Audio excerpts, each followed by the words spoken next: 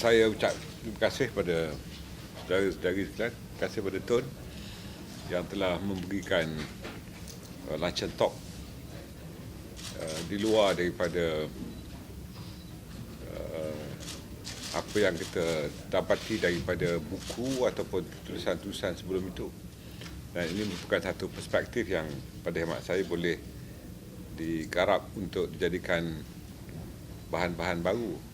Kerana soal keselamatan bukan hanya soal organised crime atau street crime saja, tetapi perkara yang berkaitan dengan persekitaran di negara kita dan juga di dunia, terutamanya di negara-negara jiran.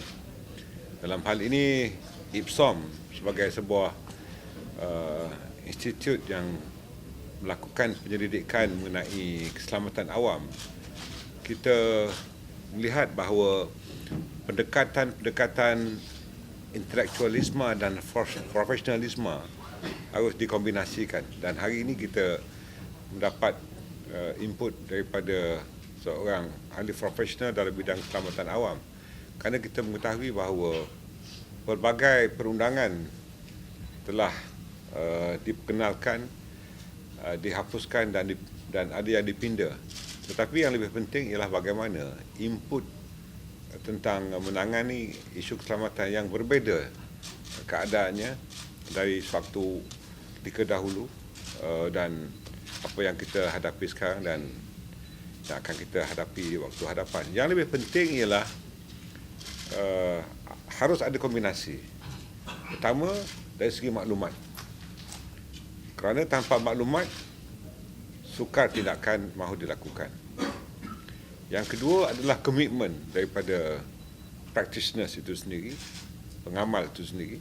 Dalam hal ini adalah pihak polis. Harus ada penghayatan yang cukup tinggi di dalam bidang tugasnya dan harus ada komitmen yang kukuh. Dan yang ketiga adalah aset dan peralatan. Jadi tiga-tiga kombinasi ini cukup penting dan ianya bergantung antara satu sama lain, dan kita berazam di KDN bersama-sama dengan PDRM dan juga agensi-agensi penguatkuasaan memberikan keutamaan kepada tiga elemen utama ini di dalam melunaskan penguatkuasaan undang-undang demi menjaga ketenteraman awam dalam negara kita. Saya ingin tekankan bahawa dari segi organised crime umpamanya, ianya menurun sebanyak 12.6%. Dan ini memperlihatkan pencapaian yang cukup baik. Tetapi persepsi tidak banyak meningkat.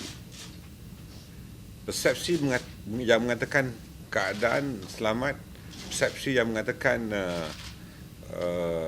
indeks jenayah organised crime ini telah turun, tidak dapat dirasai.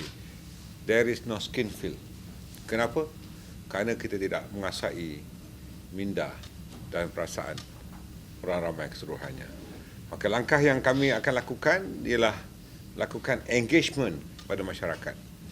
Saya sebutkan mempoliskan masyarakat dan memasyarakatkan polis. Caranya ialah mendapatkan kerjasama dalam community policing, dalam PVR, dalam polis bantuan, di dalam skuad muda, rakan kop dan pelbagai-bagai. Ini penting. Artinya engagement pada masyarakat untuk mengubah persepsi.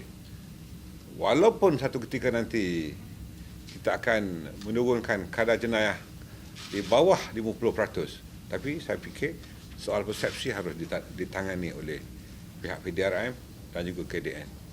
Dan inilah yang kita lakukan apabila engagement dengan pihak media, termasuk juga sosial media, untuk memperlihatkan bahawa kita bersungguh-sungguh, PDRM dan KDN bersungguh-sungguh untuk menjaga ketenteraman.